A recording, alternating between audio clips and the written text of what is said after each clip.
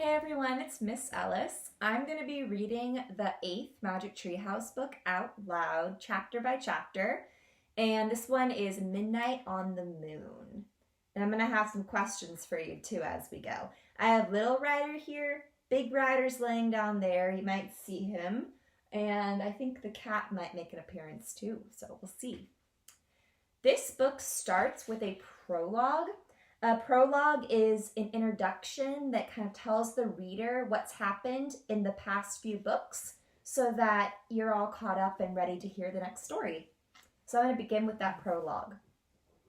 One summer day in Frog Creek, Pennsylvania, a mysterious treehouse appeared in the woods. 8-year-old Jack and his 7-year-old sister Annie climbed into the treehouse. The treehouse was filled with books and it was magic. It could go any place that was in a book. All Jack and Annie had to do was point to a picture and wish to go there. Try to get close to that picture.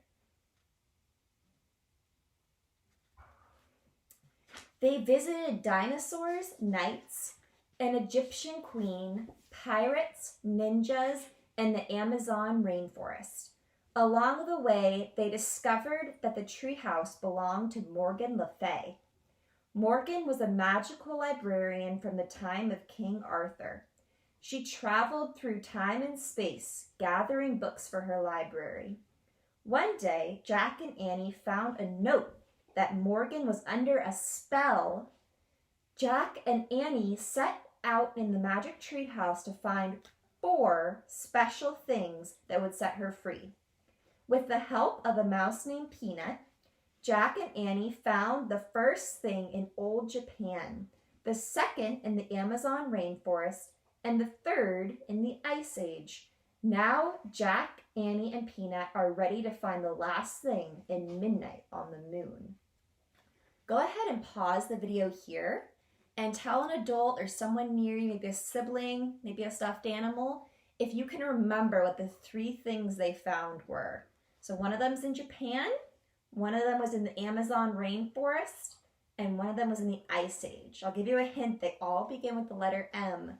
So go ahead and pause the video and press play after you finish talking. So we are about to find out if you were right. We're going to start chapter 1, By Moonlight. Jack, whispered a voice. Jack opened his eyes. He saw a figure in the moonlight. Wake up, get dressed. It was his sister, Annie. Jack turned on his lamp. He rubbed his eyes. Annie was standing beside his bed. She wore jeans and a sweatshirt. Let's go to the treehouse, she said. What time is it? Asked Jack. He put on glasses. Don't look at your clock, said Annie. Jack looked at his clock. Oh man, he said. It's midnight. It's too dark. No, it isn't. The moon makes everything bright enough to see, said Annie. Wait till morning, said Jack. No, now, said Annie. We have to find the 4th M thing. I have a feeling that this full moon might help us. That's nuts, said Jack. I want to sleep. You can sleep when we're back home, said Annie. No time will have passed. Jack sighed. Oh, brother, he said. He got out of bed. Yay, Annie whispered. Meet you at the back door. She tiptoed out of Jack's room. Jack yawned. He pulled on his jeans and his sneakers and his sweatshirt. He put his notebook and his pencil into his backpack. Then he crept down the stairs. Annie opened the back door. Quietly, they stepped outside. Wait, said Jack. We need a flashlight. No, we don't. I told you. The moon will light our way, said Annie, and she took off. Jack sighed, then followed her. Annie was right, thought Jack. The moon was so bright that he could see his shadow. Everything seemed washed with silver. Soon they left their street. Annie led the way to Frog Creek Woods. It was much darker under the shadow of the trees. Jack looked up, searching for the treehouse. There, said Annie. The magic treehouse was shining in the moonlight. Annie grabbed the rope ladder and started climbing up slowly. "Careful," said Jack. He followed her up the ladder and into the treehouse. Moonlight streamed through the window.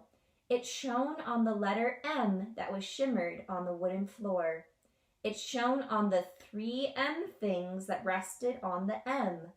A moonstone from the time of the ninjas, a mango from the Amazon rainforest, and a mammoth bone from the Ice Age. Go ahead and give yourself a pat on the back if you remembered all 3. Nice job. "We need just one more M thing," said Annie, to free Morgan from her spell. "Squeak! Peanut," said Annie. So go ahead and pause again. See if you can tell someone around you or a stuffed animal if you remember who is Peanut and how has Peanut helped them so far in their past 3 journeys they've taken the Magic Treehouse. So go ahead and talk about that.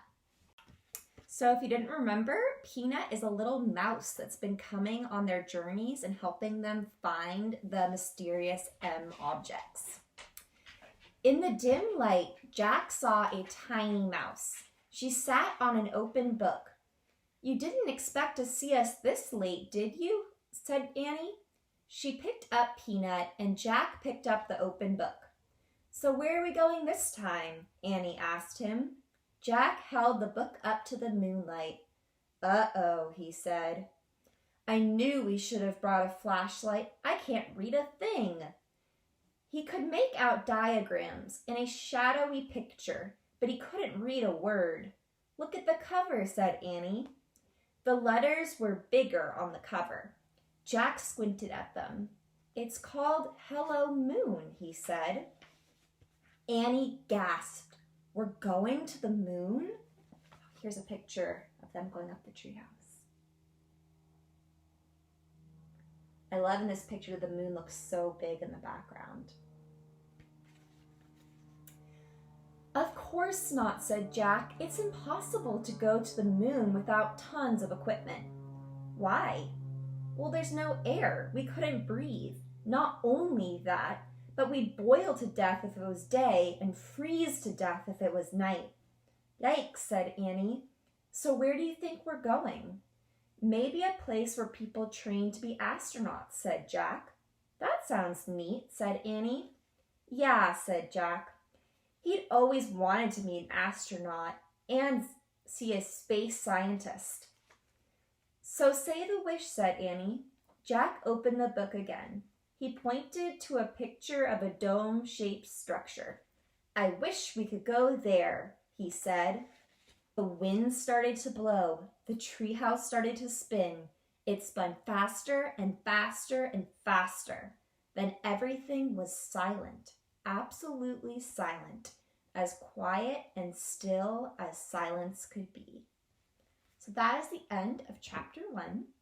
Before we go on to chapter 2, I want you guys to make some predictions of where you think the Magic Treehouse just took them. So go ahead and tell a parent, a friend, a sibling, a stuffed animal, where do you think the Magic Treehouse just took them? And what makes you think that? So I want to know where you think they went and why you think that. If you'd like, you could also leave that as a comment down in the section, the comment section down below this video, and then I'll be able to see it too. I'll be back in a few days to read chapter 2, and we can see if those predictions are right. See you guys later. Bye.